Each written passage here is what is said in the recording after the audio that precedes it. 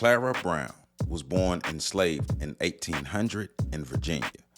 One of her earliest childhood memories was being sold on an auction block.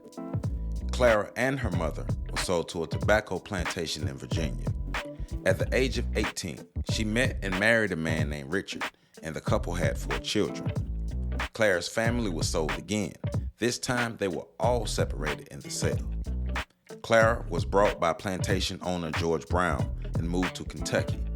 She also made a vow to herself to find her daughter Eliza Jane before she died.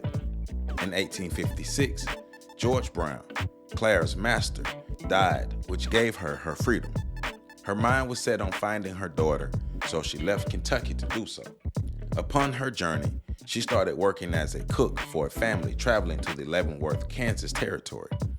In 1859, she worked for Colonel Benjamin Wadsworth, cooking for the colonel and his crew. Her time with Colonel Wadsworth led her to Colorado, making her one of the first African-American women involved in the Colorado Gold Rush. Clara never stopped looking for her daughter Eliza, despite becoming a very successful businesswoman. Clara eventually settled in Aurora, Colorado, and became a founding member of the non-denominational Union Sunday School. She would later create her own laundry business in Central City, Colorado, serving the miners and local townspeople. In addition to her laundry business, she was a maid, cook, and midwife. Clara Brown was becoming a very successful entrepreneur as an African-American woman during slavery.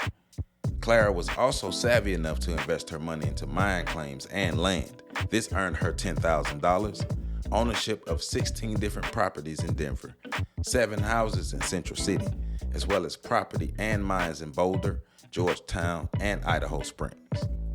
Clara was given the name Aunt Clara because of her generous nature. She was well known for giving to those who were in need. She even used her own home as a hospital and refuge for the needy. Clara personally helped to fund the building of the Catholic Church and the first Protestant church located in the Rocky Mountains. In 1865, Clara resumed her search for her daughter and her family. She used her savings to help her travel back to Kentucky and Kansas. In 1879, Clara was part of the building of a community and farmland by former slaves in Kansas. At the age of 80, Clara's funds were dwindling, but not her spirit. She was still determined to find her daughter. 2 years later, Clara was told that her daughter Eliza lived in Iowa, so she packed up and traveled to Iowa to see her daughter. She eventually did find her daughter and had the pleasure of meeting her granddaughter. Eliza and Clara kept in close contact until Clara's death in 1885.